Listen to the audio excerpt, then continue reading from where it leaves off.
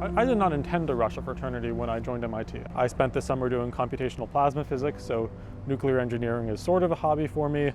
I've been a cellist for 16 years as well. These days, I'm kind of on a deep dive in entrepreneurship.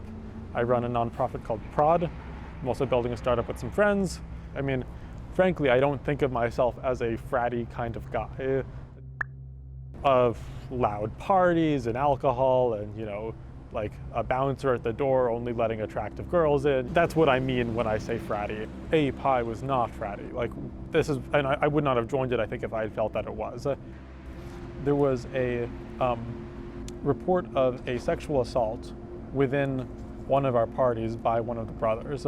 We didn't think of ourselves as, one of those places where this is rampant and all that. And like, we sort of thought, no, we're different, we're better, like we're not gonna be like that.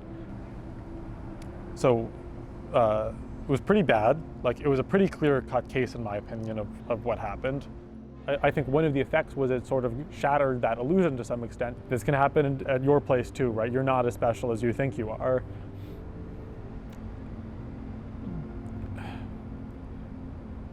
If I had expected this to come from anyone, it came from exactly who I would have expected it to come from. And maybe that's a failure on our part. I think it more so had to do with the fraternity not being as cohesive in maintaining a positive internal culture.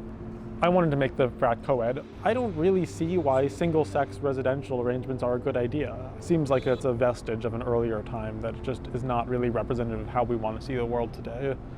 In order to do that would have required the consent of everyone, and for every way to do that, it was sort of like crossing a red flag boundary for someone. Ultimately, it wasn't a singular community anymore. It couldn't have happened because there was no longer a singular set of purpose and values, and that just did not exist within the fraternity.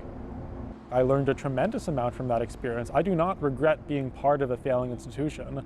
I think in terms of my own development, having practice with that is great, right? Like, it's easy to take over an institution that's going well. But if you want to be a good, leader or organizer or mentor or whatnot, you need to be able to work with things as they are. Is it possible that we could, if we devoted our college careers towards saving this institution, put it back together? Maybe. Maybe it would have been possible. But none of us want to. We're all students. We all have other dreams and aspirations and things that we want to do. And sometimes it's better to let organizations die. Don't try to save institutions that aren't serving their purposes anymore. Let them die. That is the appropriate thing to happen. Investing resources into institutions that are not worth it anymore is a bad use of your time and leads to worse outcomes.